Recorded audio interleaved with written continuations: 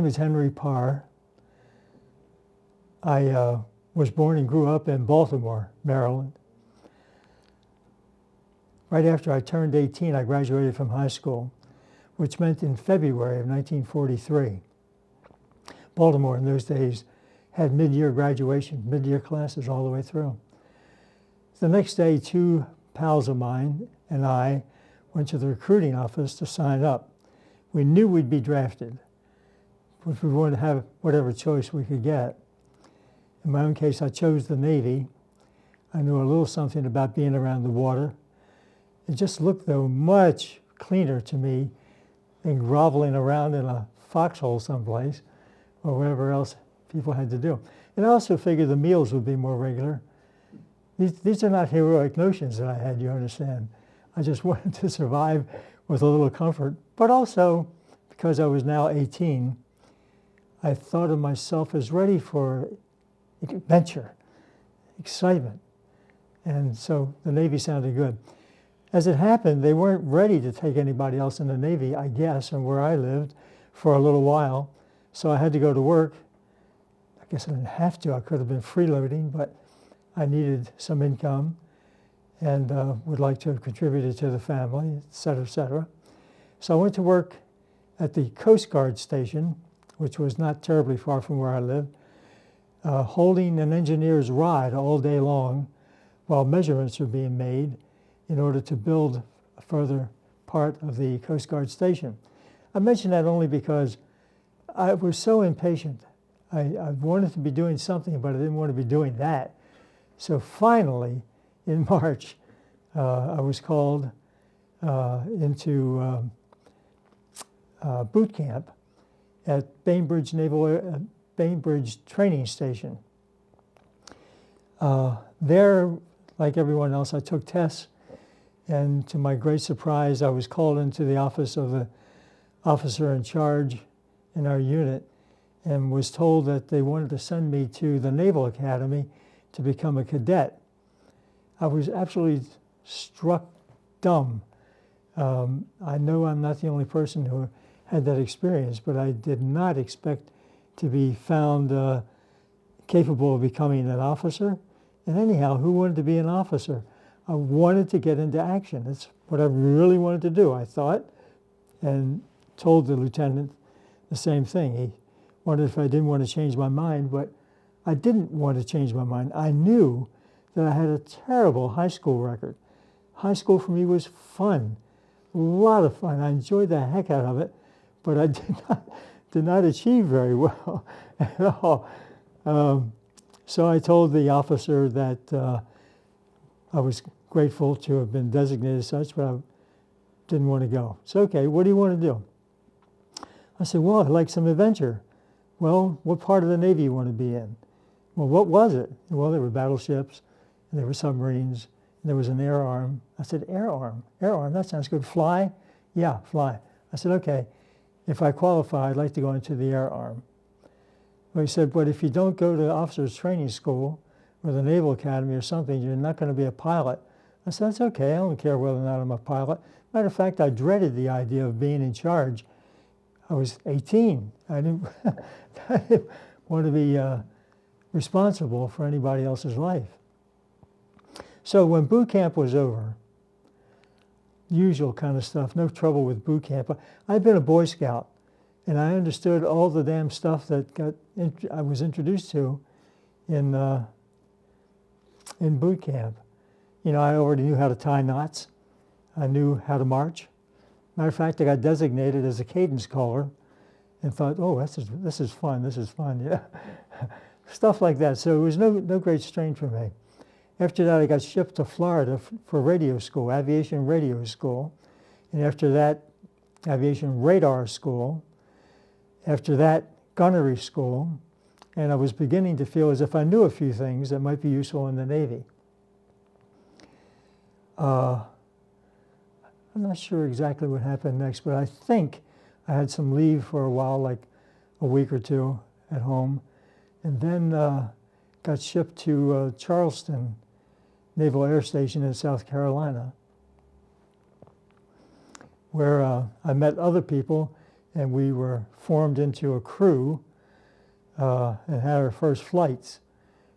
I don't know how long we stayed there getting trained, but I knew it was not bad duty.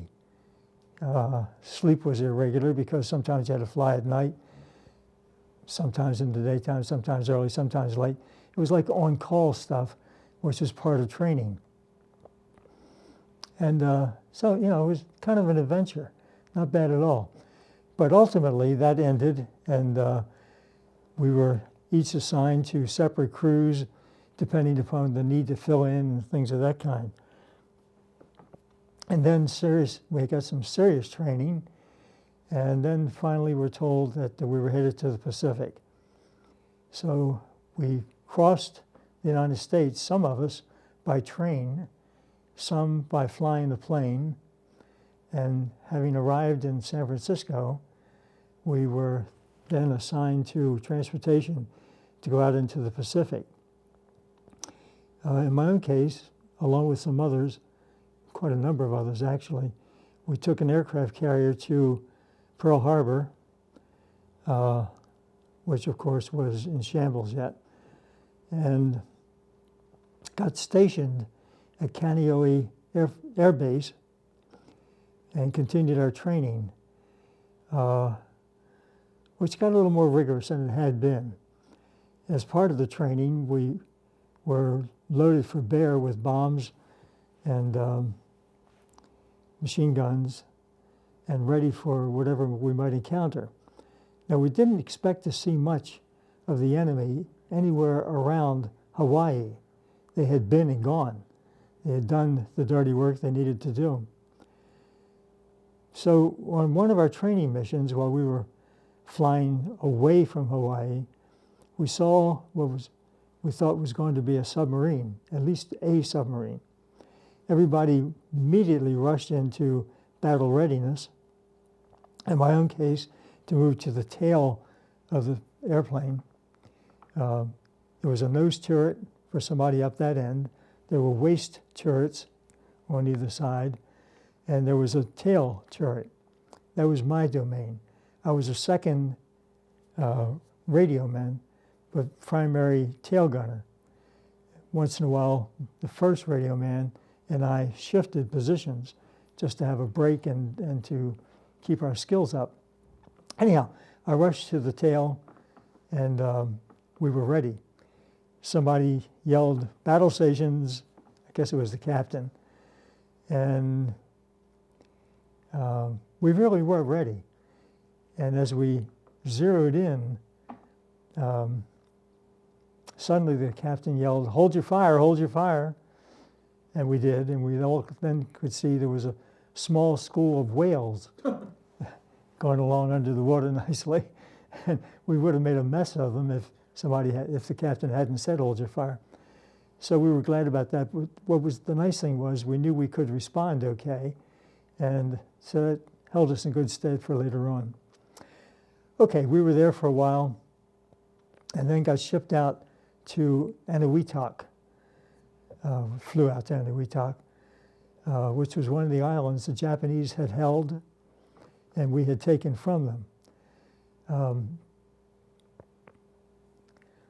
Eniwetok, like the others, which I'll mention, were built from coral reefs. And as part of the coral reef, the separation, there would be a lagoon between the outer reef and the larger island on the inside. These are not big places, but big enough that you could hide in them. In the lagoons, we would anchor our planes, fly down, land on the ocean, taxi around to come into a lagoon because it would be sheltered. So if there were storms and so forth, the plane would survive all right. The problem is that some Japanese were still burrowed in caves and underground bunkers. And would kick up a little havoc once in a while. One of the things they liked to do was to swim out to a plane when nobody saw them and jab holes in the hull so that they would sink, the plane would sink. First time I became aware of that, it was nighttime, and we were in a tent that we stayed in regularly. And we heard machine gun fire. So we were alerted to be on guard, told not to go any place we weren't familiar with, things of that sort. And we got through the night okay. No really direct exchange of gunfire that I was aware of. The next morning, somebody happened to be down at the beach and recognized that something was wrong, something was missing, but didn't know what it was. Came back, talked it over and so forth, and we went back and looked again. And there's the ship, the plane, down in about 50 feet of water. It looked intact, and was, except ultimately when we found out, for these slashes in the hull. They got even a little bit that way. But after that, of course, we were more careful and made sure we had guards all night long on the plane. You'd sit in the conjunction of the wings up on top of the plane with a machine gun. And if you saw or heard anybody swimming out, you went brrrp, little gunfire, and they either beat it or sank. And so we lost no more planes after that because we were just simply more careful. Anyhow, in a place like Eniwetok, everything had to be shipped in, food, clothing, everything else, including water. So what you actually got in the course of a 24-hour period was equivalent of a helmet full of water, which you used to brush your teeth, wash your face, take a shower to the extent that you could, and if anything was left over, to wash clothing, did your own. Now, this was not terrible duty. It was just limited in what you could accomplish. So we found ways to save a little bit of water each day to have enough to wash out some skivvies and things of that sort and get by okay.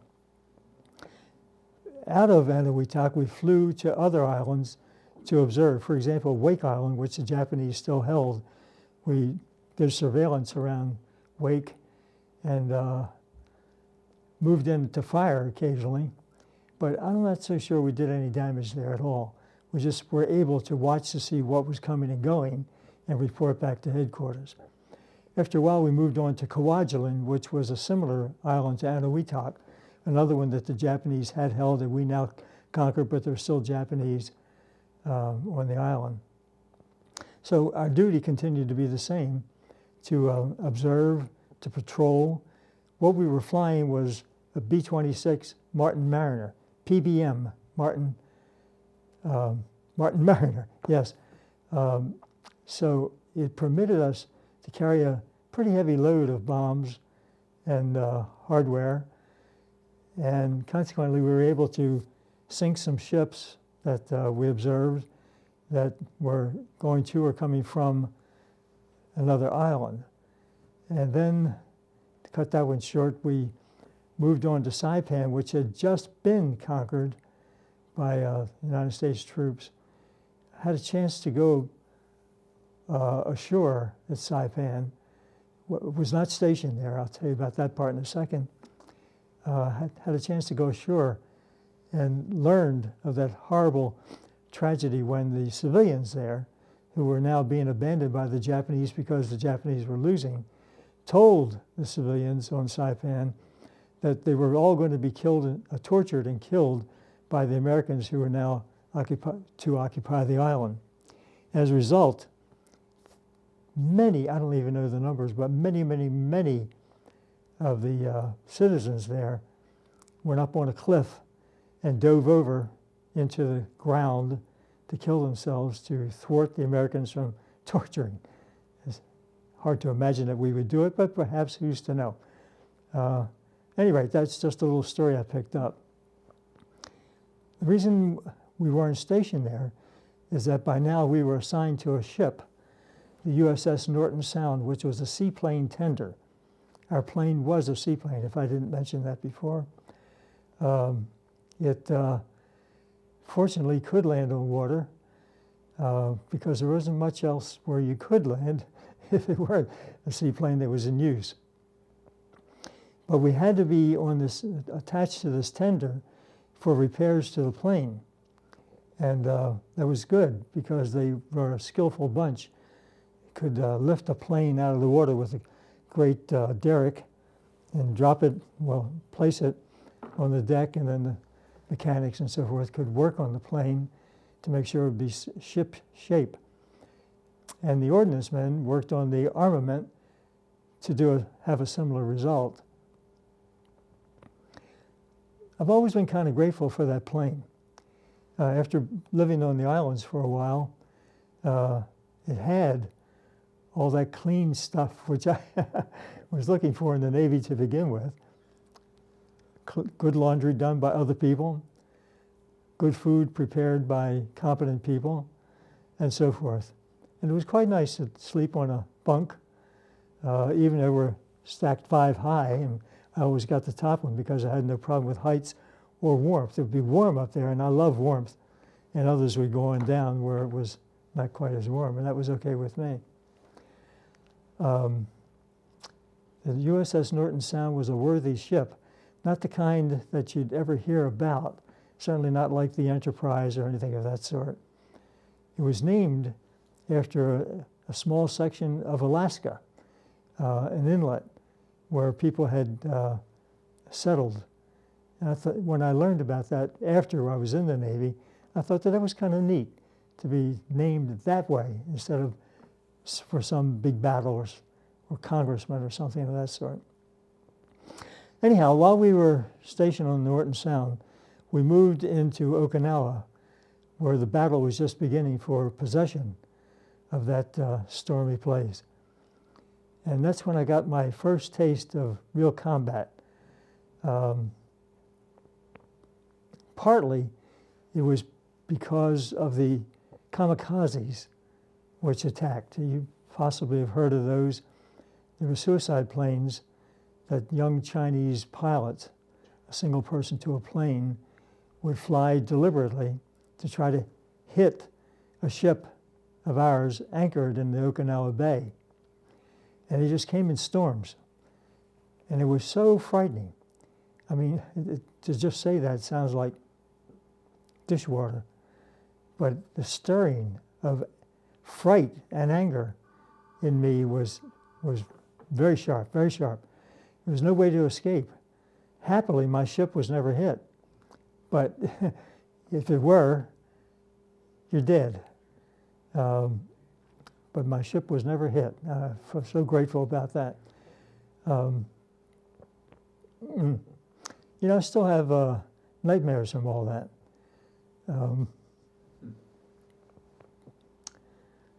It's funny, why now, 50 years later, more than 50. But anyhow, I still do. And my wife knows that better than anybody.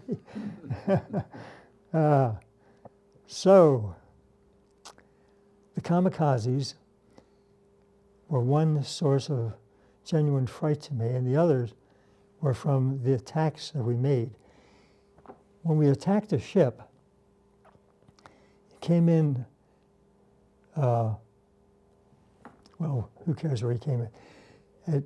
As you left the ship, the tail was facing the ship that you've been attacking, which means that I, as the last outpost there, was in a very vulnerable position. If they had any firepower left, they're going to be hitting it in my location. Once again, happily, I was not injured. I don't know how that all happened, but I was not injured, and I'm grateful for that too, because I've been able to live a fairly long life now with a good family. There was something I wanted to add to that, and I've lost it. Yeah. Yeah, I personally escaped injury, but our plane was shot down, though, on one of those occasions. And the bullets were right next to my turret, so that the tail of the plane was damaged and forced us to go down. Now, we didn't crash because our pilot was a strong, skillful man who managed to overcome the disadvantage of a damaged tail and land the plane. And a struggle, but he really landed the plane. Oh, so fortunate about that. As it happened, we were able, by radio, to get back in touch with the Norton Sound, and immediately then stopped transmitting anything else so that the Japanese would not be able to pick up our signal and know our location. And so we waited out until at night a destroyer escort was able to come by, sent from the Norton Sound, come by and with a long tow line, tied itself to us and pulled us back to our home ship. Took the crew and officers off our plane, except for one person, and outfitted the rest of us with a blanket to sleep on and food to eat. And overnight we got back to the Norton Sound, and everybody was in good enough shape. It was lucky, just plain lucky. Okay, now, after we got back there, we had about a week off while the plane was repaired, and then we continued to fly until we got orders to return to Hawaii for rest and relaxation, even though none of us had been directly physically damaged. I think they thought we were a little rattled by that time, and we all needed a little rest and relaxation. So we were sent back, which was fine. I mean, we didn't object to that at all. But the interesting thing was that 2 days after we got back to the Kaneohe Air Station, the Japanese surrendered. It was August 14th. And they surrendered. I swear, I don't think anybody on our crew knew about the bombs that were dropped. Hiroshima, Nagasaki. Maybe the officers knew, but I don't recall hearing a word about it all. So I was totally dumbfounded to learn that the Japanese had surrendered. Since we were there, though, we could join in the celebration in Honolulu, which was a nice, wild time. Shore Patrol picked up a few drunken types of sailors, sort you'd expect. But once again, I don't think anybody in my crew suffered any dire consequences at all. Everybody had a little something to drink, that's for sure, whether you drank or not. And actually, I didn't know anything about drinking up to that time. It's only after I've lived in Long Meadow that I've learned about drinking. Well, that's... anyhow, because the war was now over, we were not going to go back as we had expected to do. So in a relatively short time, I've forgotten how long, because duty was very soft in Honolulu and Waikiki.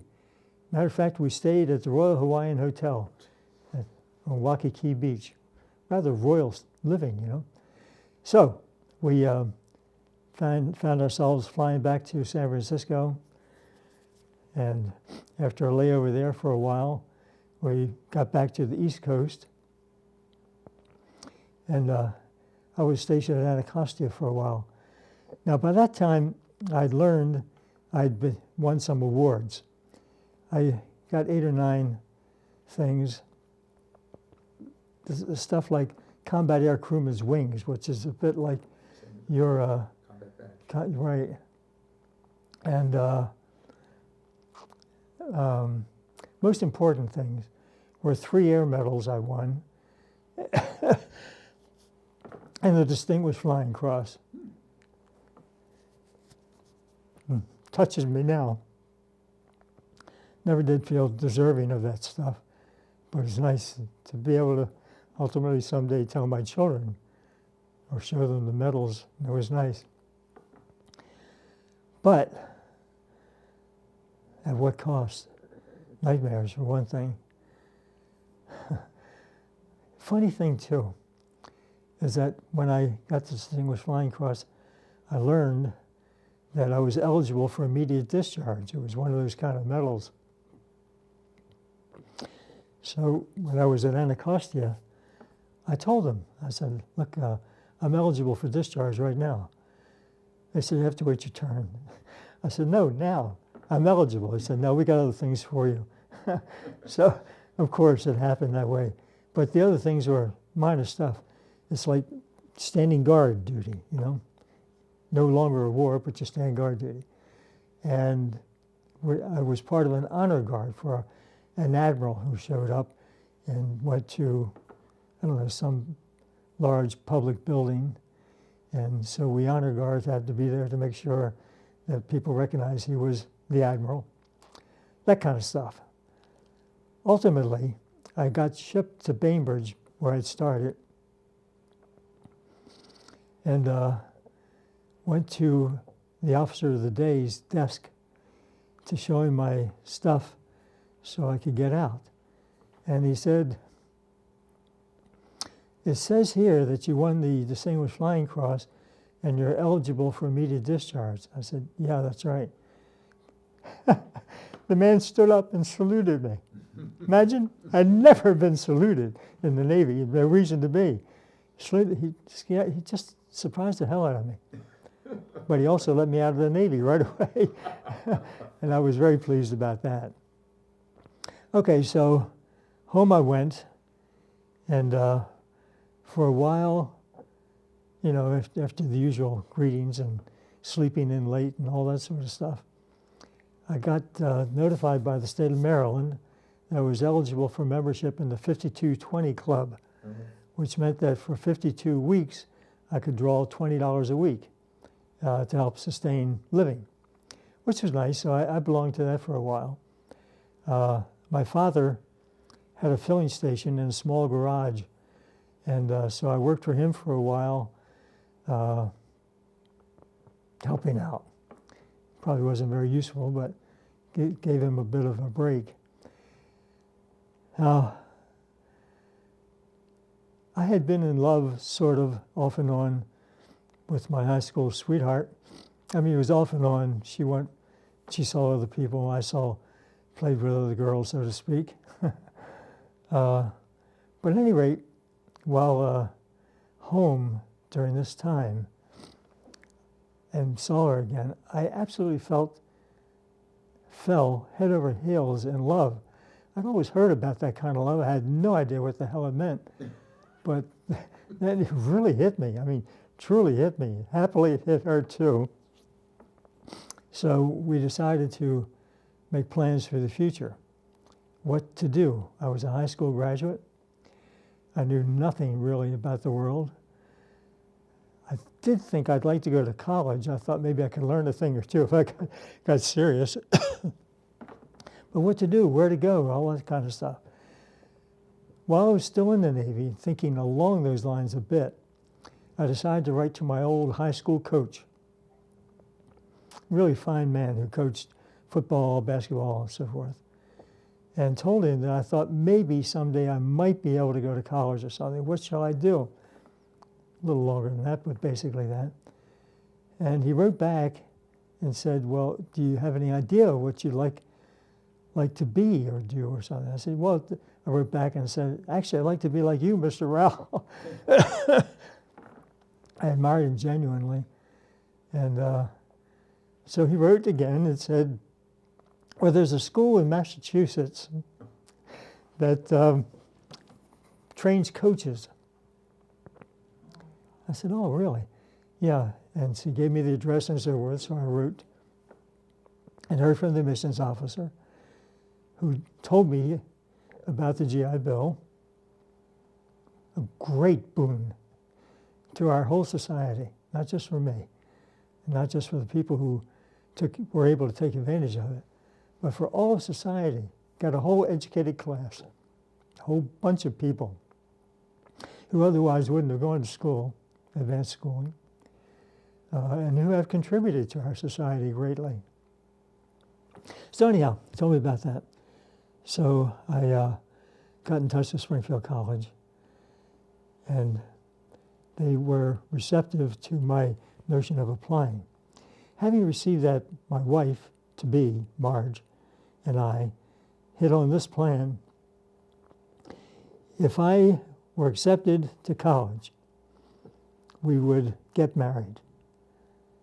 Now that seemed a little dumb to my family. You get accepted to college and you get married? No, you get a job first and then you get married. We saw it the other way around. If I didn't get accepted, then I'd have to get a job. And I wasn't skilled to do very much in the civilian world, so I wouldn't be able to afford to get married. But my argument was you get a little money with the GI Bill, and anyhow, Marge can work. So if I get accepted, we're getting married. You know, a little stubborn on that point. I got accepted. As a matter of fact, I got accepted for early admission, but of a different kind than exists nowadays. It was to come and spend the summer at Springfield College trying to demonstrate whether or not I could do collegiate work. I mean, there was no reason to think I could because of the terrible high school record that I had, my fun high school. So I and approximately 100 other GIs were accepted by Springfield College to see what we could do. We did well. All of us. Pleases me too, because you wouldn't have thought we were ready for much, but we managed to show what we could do, and so the college accepted us. Having been accepted, Marge and I got married right at the end of the summer and moved to Springfield. While I was at Springfield College and married, and my wife was working, I got introduced to psychology and immediately became entranced with that subject and dropped all thoughts of becoming a coach. I finished Springfield College in 3 years and then went to Columbia University for a master's degree in psychology, and then went to work in a mental hospital at a clinic where, by the way, I was the only psychologist. I've always wondered about how in the world I ever managed to do that. I had no genuine experience in psychology. I'd studied a little bit, but now I was the psychologist for 1,500 mentally ill patients, not to mention children in a clinic. It was wild. In any event, after that, I went to Vanderbilt University and got a PhD in clinical psychology. Then went to work in a child guidance clinic in West Virginia.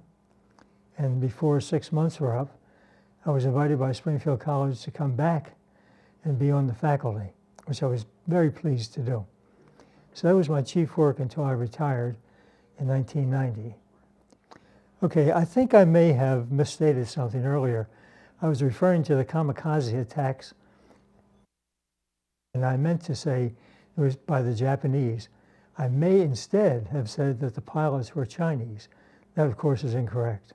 Anyhow, that's about it, the service part. Once again, I'm grateful for the outcome of the war for our country and for me and other servicemen and women. And I'm grateful for any honors I've received, unworthy though I may feel about it all. I guess that's it.